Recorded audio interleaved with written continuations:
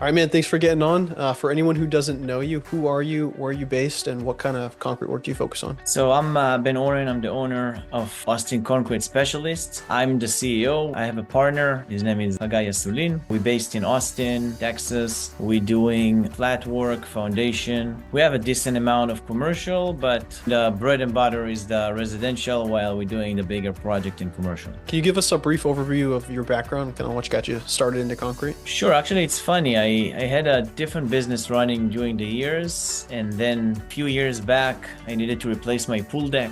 And I got bids, 5 different bids. 3 of them didn't even speak English. They were texting me messages while coming Jeez. to the 20,000 or 30,000 bid. So I said, okay. And the 4th guy was speaking roughly English, but took him like 3 weeks to even send me the proposal. After I'm texting him every 2 or 3 days, what's going on, what's going on. Like I was really wanting to finish this project. And then the 5th guy, he looks nice, he speaks English, nice car, gave me like amazing ideas what to do here, what to do there, and gave me the best price, and it gave me on the spot. So I signed with him. But then at the end of the day, he never showed up. He didn't do anything. He like 3-day project, I never seen him. And then I realized that it's not even his team. I said, interesting. I'd seen what they're doing. I know construction a little bit. It doesn't seem that hard. So I grabbed a coffee with him, and he told me that he's just need an extra money from the side. He's got full-time job, so just running ads, getting some leads, and you give it to a sub. So I said, heck, I can do it. That's easy. So that's how we started. But I can't do things halfway. So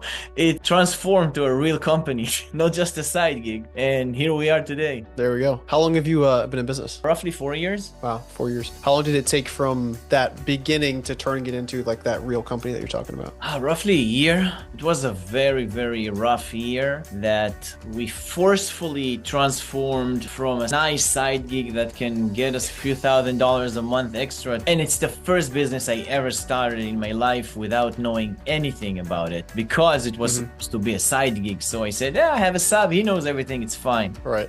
Then we found ourselves inside projects, knowing nothing, getting plans in our hands, doesn't even have a clue what to do. So that was a very rough year. We paid for a lot of mistakes. We learned a lot of things from the industry, insurances and all that stuff. And now we know everything.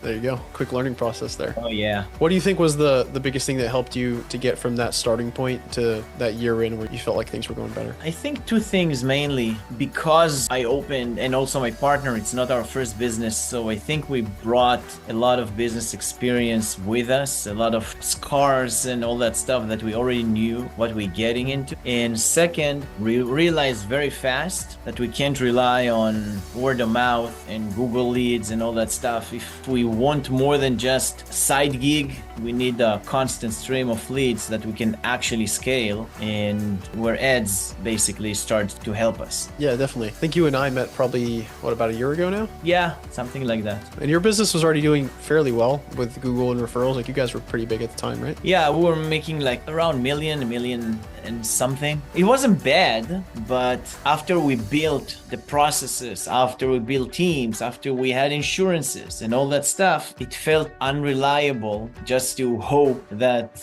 work will come in from different channels just because we're good and just because Google and whatever. We understood that we need to bring the jobs. We can't just wait for them to come to us. And I think in general, because I ran several businesses in the past, I think that in a lot of different industries, as long as you're good enough, as long as you're honest, as long as you have good communication skills, you can pretty much build $1 million a year business. It shouldn't be that hard, okay? The problem is if you want to go to 2, 3, 4, 5 million a year, then there's no way you're going to do it by chance. There's no way you're going to do it without processes. There's no way you're going to do it without figuring out how to get leads on a constant basis where you can ramp it up and down as you need to. Is that kind of what motivated you to hop on that first call with us? What I liked about the specific, we tried a bunch before you, and most of them roughly offering the same. You know, everybody's offering leads, everybody's offering, I give you at least 30, whatever. Problem is that, and some of them did, some of them even gave us more leads than you generates for us, but they didn't close the loop. They just send us all the leads to our phone and we need to call them. And on Facebook, if you're not calling the lead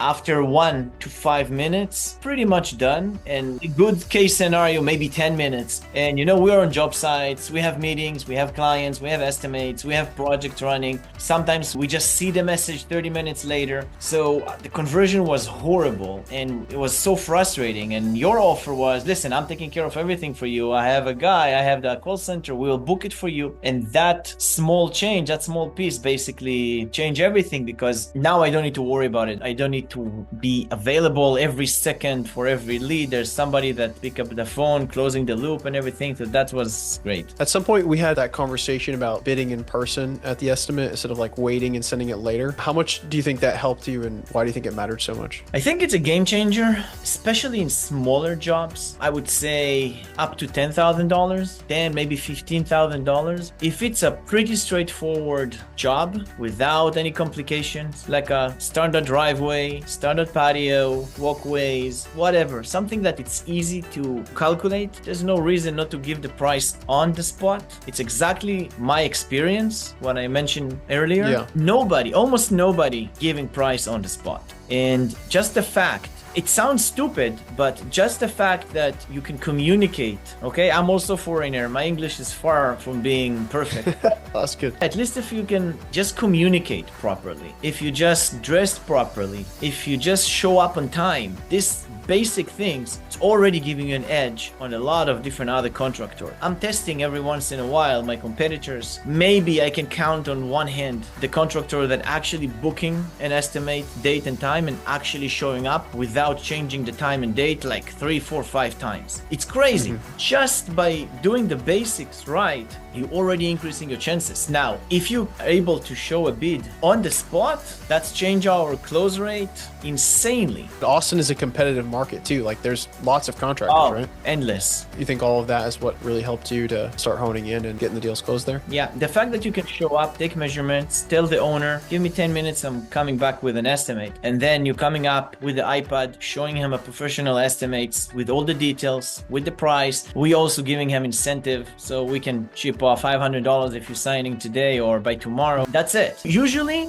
they don't even expect that. They expect the inferior experience. It surprised them already. I'm saying it's for smaller project because for like $50,000 project, probably it's heavily relies on what is my rank in line. So if I'm the first one to bid, they want to prove it because it's $50,000. So they will need more bids. I have to wait. But if I'm the last one, yeah, I can close it because I'm showing him price on the spot. And don't get me wrong, we're not the cheapest. We're not trying to be the cheapest. We don't sell ourselves as the cheapest, but we're not the highest either. We're giving very high quality deliverable with a good price. It's not the cheapest. That's good, and you shouldn't be the cheapest. Is that kind of what happened? You told me you closed that one job at like 150,000. Were you the last one there? It was actually end up to be almost $200,000. Started at 60, and then he likes the process. He added another piece and another piece. It was a mansion, so there was a lot of pieces to add. It adds up and adds up and adds up. And we were the first bid. So at the end, when I asked him, what make you sign with us so quickly? So he said, I was really impressed that you gave me 3 options on the spot. And when you came back, an hour later, I got everything to my email from the office. So I decided to go. But he said, we started at 60, we ended up at 200. He said, if I knew in the beginning that it's gonna be 200, I for sure will get more bids. There you go. He locked it in with the 3 different options there. Do you have any other specific stats or wins on what you brought with our program specifically? I think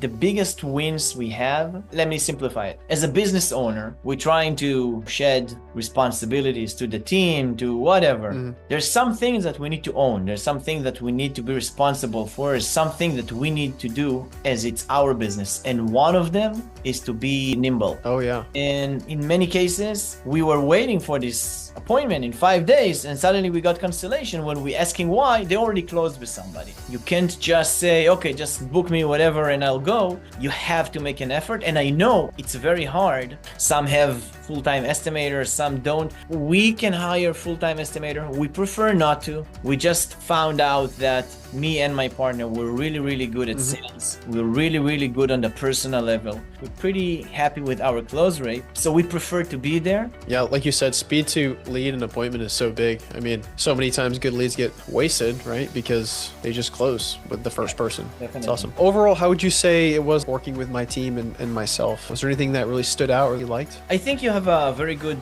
sense of understanding of business and concrete outside of the marketing world in general, which is very important. The edge of understanding concrete from the inside out, it's really helpful. It's really helpful because it's the small things. Yeah, you got to understand all aspects of the business. And for anyone trying to achieve a similar level of success as yourself, what's one thing you think they should avoid doing? Never do something that you don't know how to do yourself. At the minimum, you need to understand how the job goes, how you price things, why you pay what you pay, why the materials cost the way they cost. It costs us an arm and a leg just missing small details in commercial jobs. In the past, we never used to look at the small details just on the concrete. We said, okay, there's a bolts, there's epoxy here, it's nothing, it's cheap. But it's not. Like in one project, we have a top tier Hilti epoxy that each tube costs like $350 and we needed 25 tubes. And that's alone like thousands of dollars that we didn't even count for. So if you have a sub and if it's not your own team, we have subs and our own team, but we switch to our own team only after we fully understand how the sub is pricing, what's the cost of the materials, what's the cost of the labor, what's the things around the job that they actually spending money on, like the wire tire, the nails, all the things that you don't really count under forms and rebars and delivery and whatever. There's other costs. And once you are able to understand these costs yourself, when a sub giving you a price, first of all, you understand if he's saying 4 days, if it's actually going to take to 4 days with 3 guys, or it's actually going to take 3 days or 2. And second, you understand exactly how much it's going to cost him and how much profit he have, so you can push him down if you need to without being an asshole. Okay? So by knowing all of your numbers, that's a game changer on a business level, because that suddenly can make you be more competitive. It's only stressing the importance of understanding your numbers and your business, and then it's easier to teach your team what to do. Yeah, the thing you said about the numbers is so interesting, because there's a lot of contractors out there that don't know their numbers well enough. On paper, they probably think they're making a lot of money, but they don't go and back cost their jobs, and they don't realize where all that money goes. Definitely. I think not just in concrete, all across the board. Absolutely. Yeah. Do you have any other pieces of advice for other contractors looking to scale their business? I would say when you run a business, except for the numbers, tracking everything properly and not in a sheet of paper or in a random Excel or whatever. It's exactly like how you manage your household budget. If you don't have a list and you listing all of your expenses and income and everything, I don't need to put $7 for coffee because it's only $7. At the end of the month, it's hundreds of dollars. And this is where you're leaking money. So it's exactly in business, but in bigger numbers. Here is spent $200 in Home Depot in cash, and maybe you forgot to document it. Here they paid for something, and here and there. And by the end of the month, you have $2,000 in cash that's floating, and maybe you capture maybe half of it. Now multiply by 12 months, you are like $12,000 short, or nowhere near to even know where it is. And second, from IRS perspective, when you're dealing with cash, it's exposing you a little bit more for audits. When you just run your business on credit cards and checks and transfer and things like that, it's cleaner. Yeah, definitely. Make it so you can track everything, like you said. Yeah. If another contractor was on the fence about working with us and asked you about your experience, what would you tell them honestly? I would highly recommend it. Our business changed a lot. Initially, we needed to find how we need to work with your team, how your team needs to work with us, how to adjust the ads. But once we nailed everything, I think it's amazing. I think it's working really well. It's awesome, man. Well, I appreciate you and hoping to work together for years to come.